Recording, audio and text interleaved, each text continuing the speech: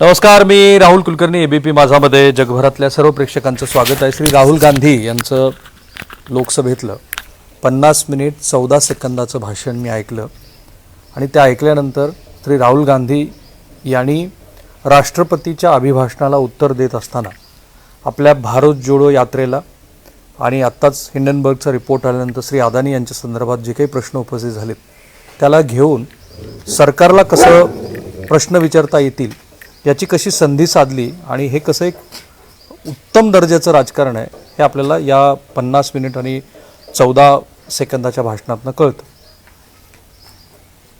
राष्ट्रपतीच्या अभिभाषणावरती युजली राष्ट्रपतींनी जे मुद्दे मांडलेले त्यांच्या भाषणातनं, कारण राष्ट्रपती ज्या बोलतात ते सरकारची भाषा असते, सरकारचे जे काही काम आहेत ते सांगितले जातात आणि मग त्याच्या अनुषंगाने त्याला संसदेतले जे सदस्य असतात ते उत्तर देत असतात किंवा आपली मतं मांडत असतात.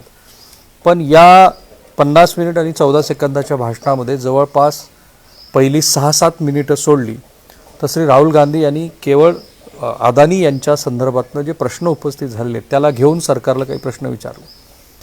दोन म्हणजे त्यांच्या भारत जोडो यात्रेच्या निमित्ताने त्यांना जे काही अनुभव आले, 4000 किलोमीटर ते चाललेले आहेत. कन्याकुमारीपासून निघालेली त्यांची यात्रा 30 तारखेला जम्मू काश्मीरमध्ये श्रीनगरमध्ये संपली आणि या यात्रेमध्ये त्यांना जे अनुभव आले त्या अनुभवाचं कथन करत असताना पहिल्या 6-7 मिनिटाच्या भागामध्ये मला जे म्हणायचं होतं, मला जे काँग्रेस पक्षाचे विरोधी पक्षाचे मुद्दे मांडायचे होते तेच हळूहळू लोकांचे मुद्दे कसे बनत गेलेले आहेत. महागाईचा संदर्भ असेल, बेरोजगारीचा संदर्भ असेल, धार्मिक विद्वेषाचा संदर्भ असेल, जो शब्द त्यांनी वापरला नाही, पण हे सगळे मुद्दे मला भारत जोडो यात्रेतनं लोकांना सांगायचे होते. आणि मला इथे लगेच स्ट्राईक झालं की डे 1पासनं म्हणजे मी जशी ती भारत जोडो यात्रा कव्हर केली तशी मी म्हटलं होतं की जरी काँग्रेस पक्षाचे नेते ही नॉन पॉलिटिकल अराजकीय यात्रा आहे असं सांगत असले तरी याचे राजकीय अर्थ खूप असणार आहेत. आणि एक्झॅक्टली श्री राहुल गांधी यांनी तेच आपल्या पहिल्याच 6 मिनिटामध्ये सांगितलं की त्यांना या यात्रेमध्ये एक यात्रेकरू म्हणून सहभागी झाल्यानंतर जे त्यांना लोकांना सांगायचे होते, जे त्यांचे स्वतःचे मुद्दे होते तेच लोकांचे कसे मुद्दे बनले याच्यापासून त्यांनी सुरुवात केली. म्हणजे त्यांना असं सांगायचं होतं की सरकार आणि लोक यांच्यातला जो कनेक्ट आहे तो कनेक्ट पूर्णपणे संपलेला आहे. ना प्रश्नावरती सरकार काही बोलतं आहे, ना लोकांच्या समस्येच्या संदर्भात सरकारला काही देणं घेणं आहे.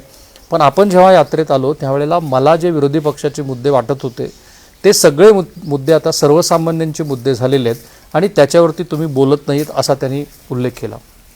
मला त्यांनी अग्निवीरची जी मांडणी केली ना, ती मांडणी या यात्रेच्या आधीही काँग्रेस पक्षानं जे काही ठरवलेलं आहे, या यात्रेत ते काय म्हणत होते तर हा देश तुटलेला आहे, त्याची धार्मिक मुद्द्यावरती फाळणी करण्याचा, वैचारिक फाळणी असेल, मतासाठीची फाळणी असेल, त्या दृष्टीनं प्रयत्न सुरू आहे आणि त्याच्यामागे राष्ट्रीय स्वयंसेवक संघ आहे.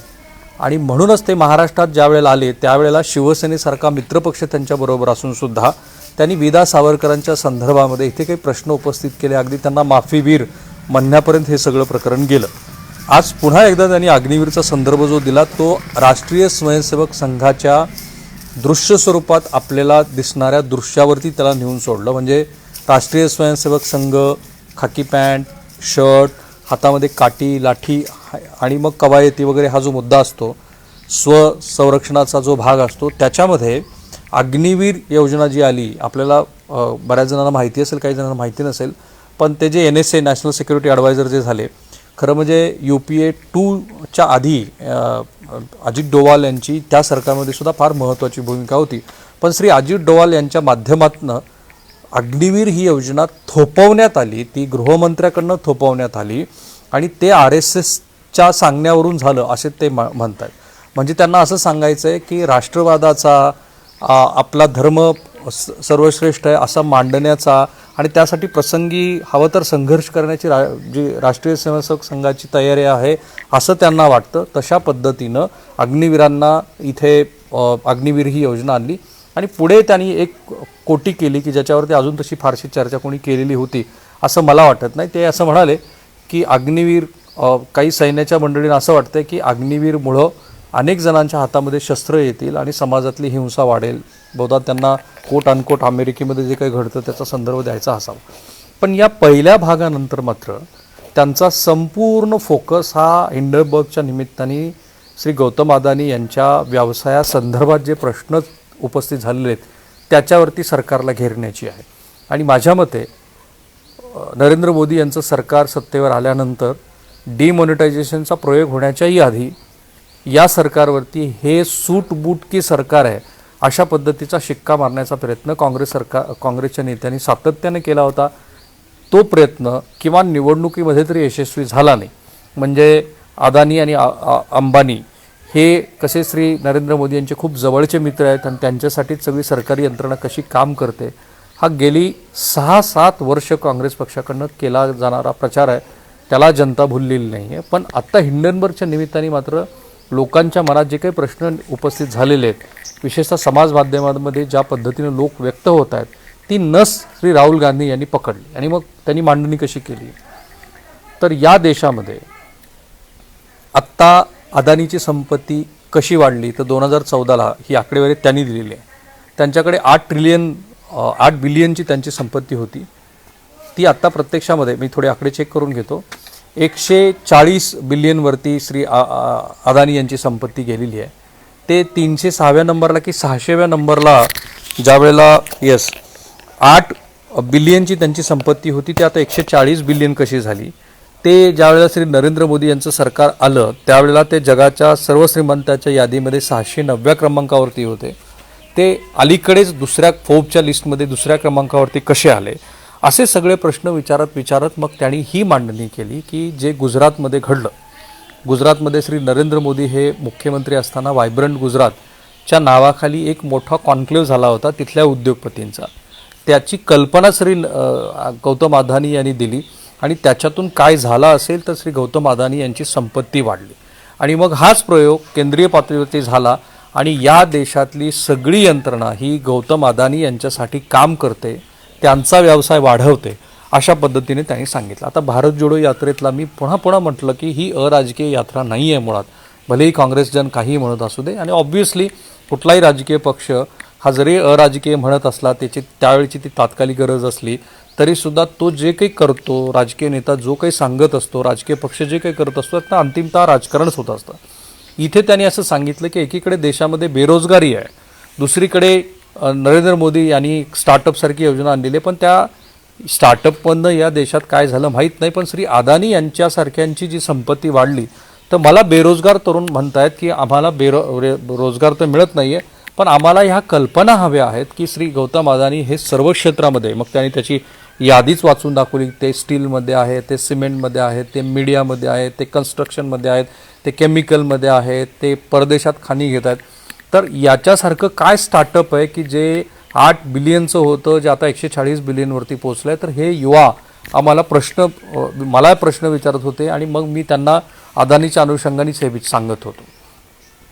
ह्या सगळ्या प्रक्रियेमध्ये राष्ट्रपतीचं अभिभाषण होतं, त्यामुळे राष्ट्रपतीच्या अभिभाषणातले कुठले शब्द नव्हते आणि कुठले शब्द होते याला पकडत पुन्हा त्यांनी अदानीच्या संदर्भातच प्रश्न विचारले. एक, राष्ट्रपतीच्या अभिभाषणामध्ये अग्निवीर हा शब्द केवळ एकदा आला असं ते म्हणाले.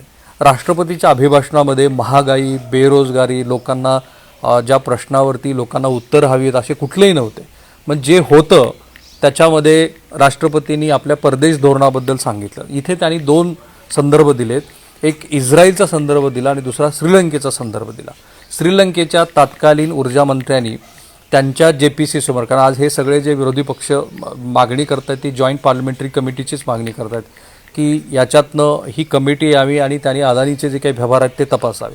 तो अशी जी चौकशी श्रीलंकेमध्ये झाली तेव्हाच्या तिथल्या ऊर्जा मंत्र्यांनी श्री नरेंद्र मोदी यांच्या दबावामुळं आपण श्री गौतम अदानी यांना तिथल्या त्या इलेक्ट्रिसिटी संदर्भातलं काम दिलं असा गंभीर आरोप केला.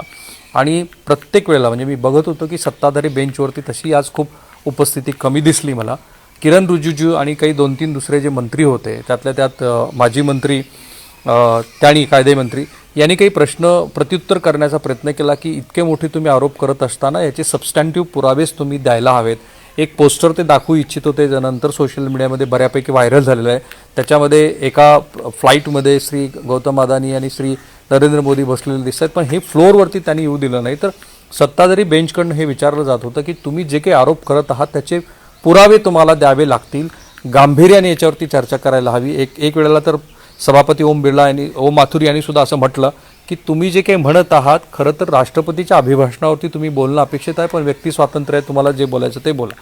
ही संधी त्यांनी साधली. श्रीलंकेच्या पाठोपाठ इस्रायलमध्ये ज्या ज्या वेळेला पंतप्रधान गेले त्या वेळेला, आणि तो संदर्भ पकडून त्यांनी असं म्हटलं की पंतप्रधानांच्या सोबत श्री अदानी यांनी किती वेळेला परदेश दौरे केले, पंतप्रधानाच्या भेटीच्या नंतर म्हणजे पंतप्रधान आधी पोहोचले त्या देशामध्ये आणि नंतर अदानी हे किती वेळेला तिथे गेले, किंवा पंतप्रधानांचा दौरा झाल्यानंतर त्या पाठोपाठ त्याच देशाचा श्री अदानी यांनी किती वेळेला दौरा केला, अशी सगळी माहिती आम्हाला द्या, अशा पद्धतीची त्यांनी ह्या आपल्या भाषणातनं मागणी केली. अर्थात श्री राहुल गांधी हे याही पूर्वी अनेक वेळेला अशा पद्धतीची मागणी सभागृहामध्ये सभागृहाच्या बाहेर सातत्यानं करत आलेले आहेत. सूटबुटकी सरकार, आणि हे सरकार केवळ अदानी आणि अंबानी यांच्या नावाने चालतं. इंटरेस्टिंगली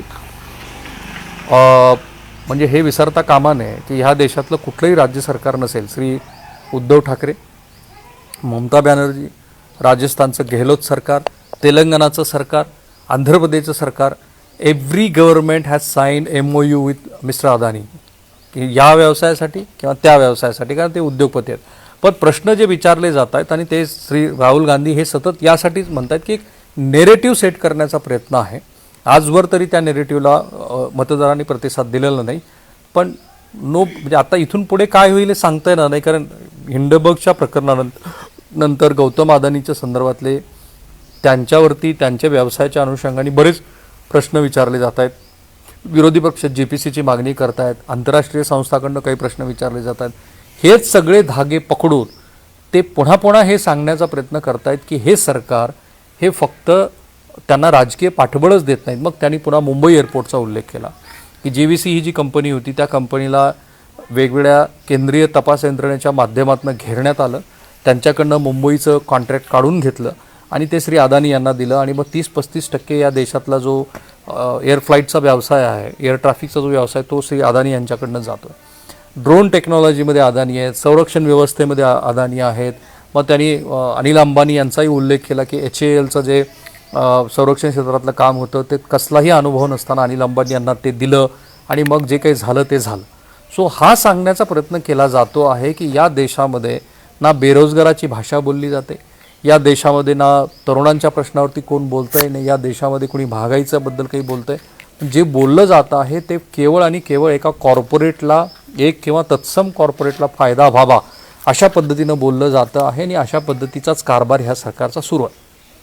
प्रॉब्लेम फक्त श्री राहुल गांधी यांचा एवढाच आहे की मधल्या काळामध्ये सुद्धा जो इंडिया टुडेचा सर्वे आला त्याच्यामध्ये नरेंद्र मोदी यांच्या समोरचे प्रॉबेबल कॅन्डिडेट असं ज्या वेळेला विचारलं गेलं तेव्हा त्याच्या आधी राहुल गांधी यांची सिंगल डिजिटमध्ये आपल्याला लोकप्रियता दिसली. डबल डिजिटमध्ये अरविंद केजरीवाल आहे. पक्ष संघटन म्हणून, विश्वासार्ह सहकार्य म्हणून, भूमिकेतलं सातत्य म्हणून या गोष्टीमध्ये आजवर तरी श्री राहुल गांधी कमी पडलेले होते. पण मी 2 काँग्रेस नेत्यांचे मध्ये इंटरव्ह्यू केले, जाणीवपूर्वक. एक तरुण प्रणिती शिंदे आणि दुसरे ज्येष्ठ काँग्रेस नेते श्री अशोक चव्हाण, आणि दोघांच्या बोलण्यातनं एक गोष्ट कॉमन होती, ती म्हणजे श्री राहुल गांधी यांच्या प्रतिमेचं ट्रान्सफॉर्मेशन झालेलं आहे. मी त्यांना हाही प्रश्न विचारला होता की तुम्ही राहुल गांधी यांना पूर्ण वेळ प्रत्येक राज्यातलं राजकारण समजून घेऊन राजकारण करणारा नेता म्हणून बघता की ज्याचा अध्यात्माकडं अधिक कल आहे, अशा पद्धतीचा अर्धवेळ राजकारणी म्हणून बघता. त्यावेळेला दोघांचं उत्तर असं होतं की राहुल गांधी यांची पूर्वी माध्यमात जी प्रतिमा होती त्याहीपेक्षा आत्ताची प्रतिमा ही खूप वेगळी आहे. मुद्दा हाच आहे की राहुल गांधी यांची भारत जोडो यात्रेनंतर जी प्रतिमा बदललेली आहे ती प्रतिमा अशा पद्धतीची जी भाषणं सभागृहात ते करतील, या भूमिकेत सातत्य ठेवतील, तर त्या प्रतिमेला अधिक उजळपणा मिळेल. पण हे सगळं झाल्यानंतर सुद्धा काँग्रेस पक्षाचं जे राजकीय यश आहे ते राजकीय यश येणाऱ्या निवडणुकीमध्ये, खास करून कर्नाटकसारख्या राज्याच्या निवडणुकीमध्ये, त्रिपुराची निवडणूक तर सध्या सुरूच आहे, आणि 2024च्या निवडणुकीमध्ये जी लोकसभेतली त्यांची टॅली असेल त्याच्यावरती ते केलं जाईल. तुर्तास तरी नरेंद्र मोदी यांच्यासमोर राहुल गांधी यांना खूप मोठा संघर्ष करावा लागेल असंच दिसतं आहे. पण प्रश्न व्हॅलिड आहेत, कारण ह्यातल्या बऱ्याच गोष्टी या लोकांच्या मनामध्ये निश्चितपणे संशय निर्माण करतात. त्यात सातत्य किती आहे, त्यात खरेपणा किती आहे, खोटेपणा किती आहे, हा भाग तपासाचा आहे. सो थांबूया आपण इथे. आपला प्रयत्न काय, आज खरं तर 2 एपिसोड झाले.